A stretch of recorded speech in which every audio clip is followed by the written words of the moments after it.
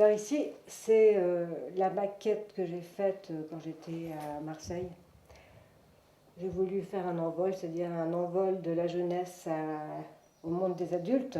Premier envol, donc une énergie qui part du bas et qui monte vers le haut pour ensuite se dégager et s'envoler. Alors on a les mouvements successifs de l'aile et de même que devant, enfin autour de la sculpture, on se rend compte qu'on a plusieurs têtes. Il y a 3 têtes. Et c'est un peu comme si on avait pris une photo en décomposition avec les vitesses rapides qui sont inscrites sur la photo. Alors ici, vous avez la sculpture monumentale que j'ai fait en 1976 pour mon diplôme aux Arts de Paris. En haut, vous avez les 2 têtes, mais en fait, c'est une seule tête, parce qu'en fait, je décompose le mouvement comme les ailes. Je montre donc à l'envol, et la décomposition des bras existe par cette expression-là. Et ici, les genoux sont refermés pour annoncer l'accouchement. Donc, l'idée, c'est de partir du sol, de monter, et hop, on s'envole.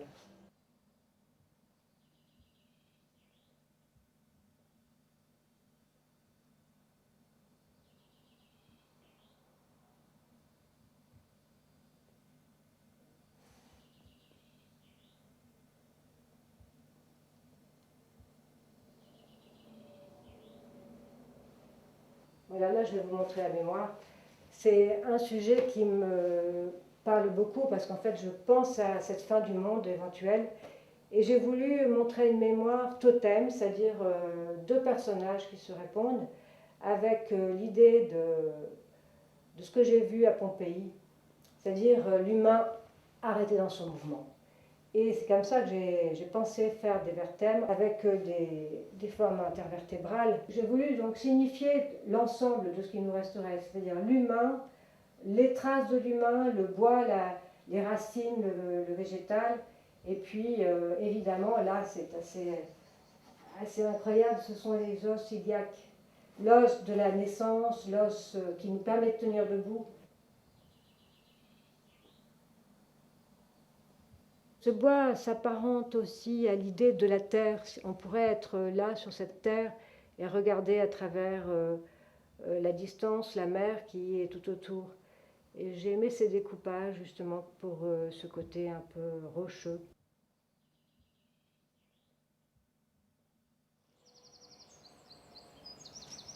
Alors maintenant, je vais vous montrer la suite du travail après la mémoire, la légèreté de l'être. Alors je me sentais beaucoup plus ancrée et j'ai imaginé une sculpture qui partait d'un noyau, d'un nœud et qui s'ouvrait comme un papillon. Je me suis dit, je vais faire le lien entre la sculpture et le vêtement. J'arrive avec la tarlatane et le jonc de peuplier à faire de tenir debout cette pièce. Et ensuite, je vais m'y mettre à l'intérieur et je vais pouvoir bouger, être à l'intérieur de la légèreté de l'être.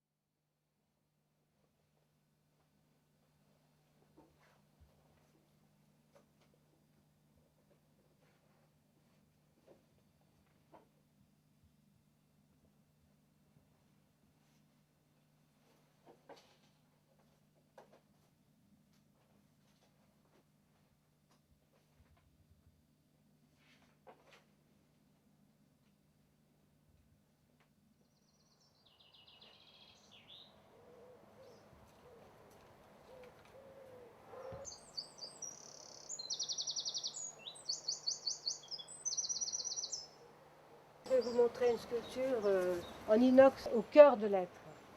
Je suis tombée malade et j'étais dans le couloir de la mort et en fait j'ai dû sortir un peu comme un accouchement.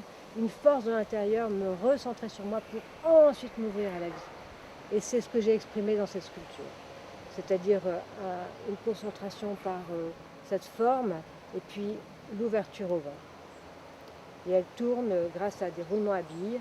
Le vent se prend dans les formes, se répondent et grâce à ça, elle peut tourner.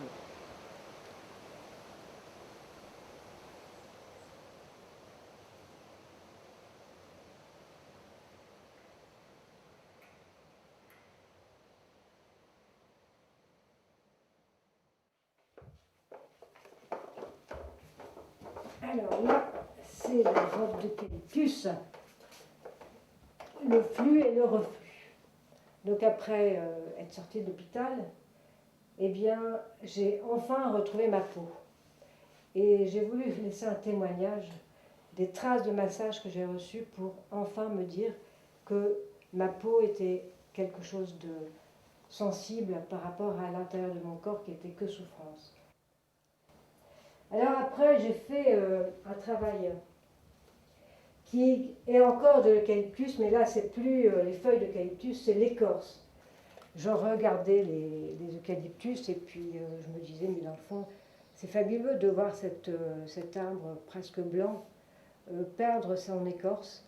Et c'est comme ça que j'ai eu l'idée de mettre une sculpture avec l'idée perdre sa vieille peau pour renaître. Alors là, on a l'image du corps, cette espèce de centre là qui est vide, mais qui est très présent. Et je me suis rendu compte que la beauté, enfin la femme en elle-même, elle était surtout signifiée par le ventre, porteur d'enfant, le ventre maternel. C'est une idée que j'ai eue par rapport à la féminité, par rapport à la beauté.